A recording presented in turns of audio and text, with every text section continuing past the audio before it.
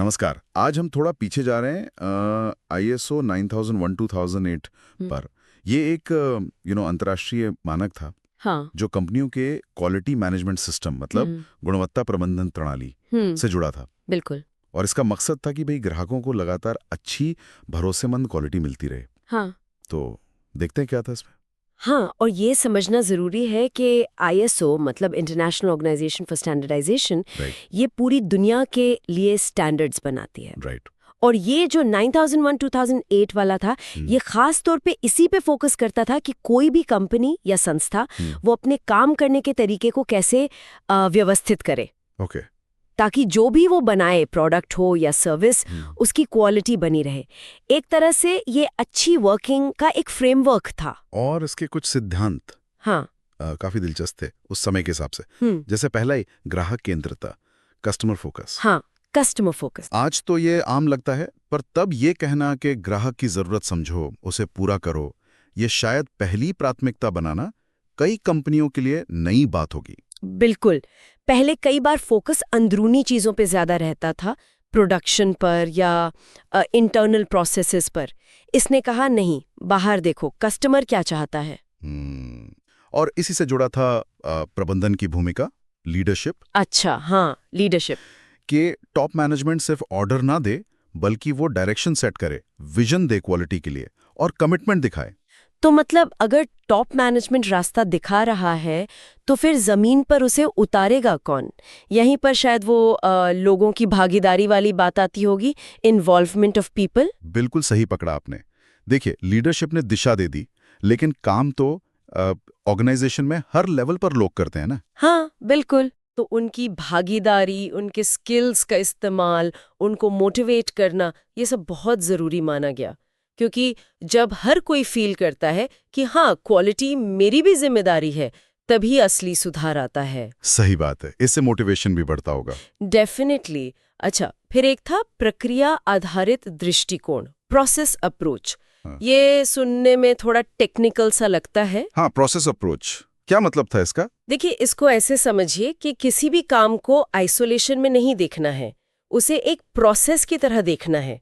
मतलब कुछ इनपुट होगा, रॉ मटेरियल या जानकारी, उस पर कुछ काम होगा, कोई एक्टिविटी होगी, और फिर एक आउटपुट निकलेगा जो प्रोडक्ट या सर्विस हो सकती है। अच्छा। तो जब आप सारे कामों को ऐसे इंटरकनेक्टेड प्रोसेसेस के नेटवर्क की तरह देखते हैं, तो आपको पता चलता है कि कहाँ क्या प्रॉब्लम आ रही है, कहाँ सुधार हो सकता है। ओके ओके, मतलब काम को टुकड़ों में बांटकर बेहतर समझना। हाँ, और कैसे वो टुकड़े एक दूसरे से जुड़े हैं, ये भी समझना।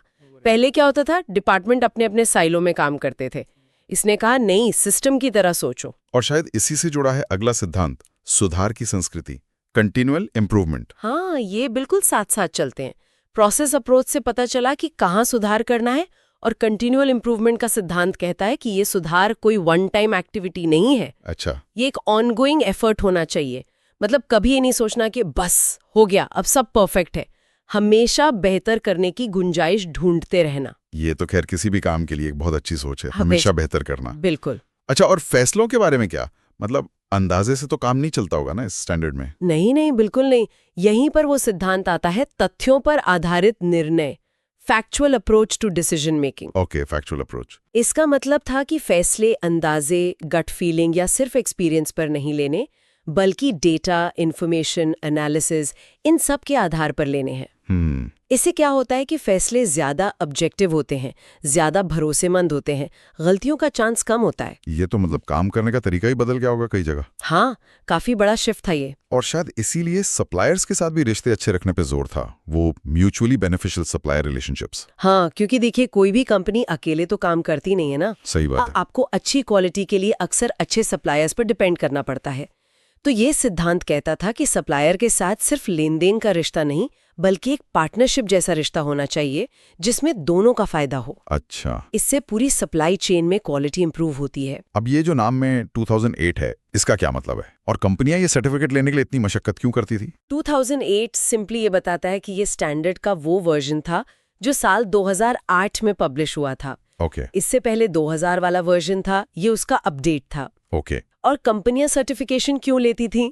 देखिए, इसके कई कारण थे।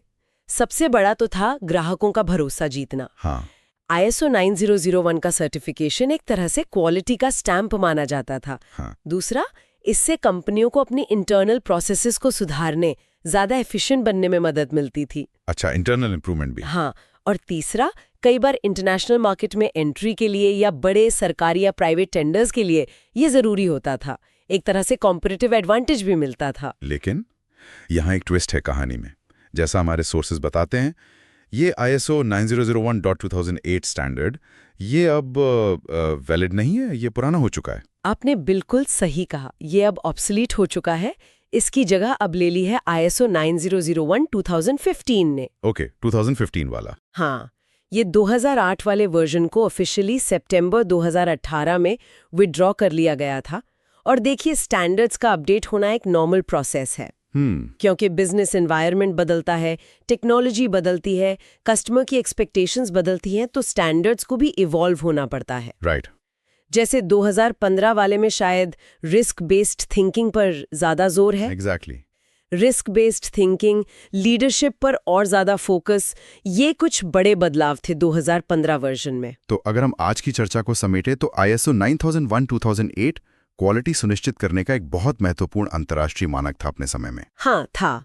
इसने customer focus, process approach, fact based decision making और सबसे जरूरी कंटिन्यूअल इम्प्रूवमेंट जैसे सिद्धांतों पर जोर दिया। बिल्कुल। भले ही ये वर्जन अब चलन में नहीं है, लेकिन इसने दुनिया भर में हजारों ऑर्गेनाइजेशंस के लिए क्वालिटी मैनेजमेंट की एक मजबूत नींव रखी। हाँ, एक बेसलाइन सेट किया इसने, और जाते जाते एक विचार छोड़ जाते हैं सोचने के लिए। ये स्टैंडर्ड भले ही पुराना हो गया, नया आ गया, लेकिन इसका जो कोर आइडिया था, लगातार सुधार या कंटिन्यूअल इम्प्रूवमेंट, क्या वो आज भी उतना ही जरूरी और रेलेवेंट नहीं है? हाँ, बिल्कुल। चाहे कोई ऑर्गेनाइजेशन हो, कोई टीम हो, या हम अपनी पर्सनल लाइफ में ही देखें, क्या हम सब कहीं ना कहीं हमेशा बेहतर होने की कोशिश नहीं करते रहते? ये सोच तो शायद हमेशा ही लागू रहेगी। बिल्कुल सही कहा। ये लगातार सुधार वाली बात तो यूनिवर्सल है।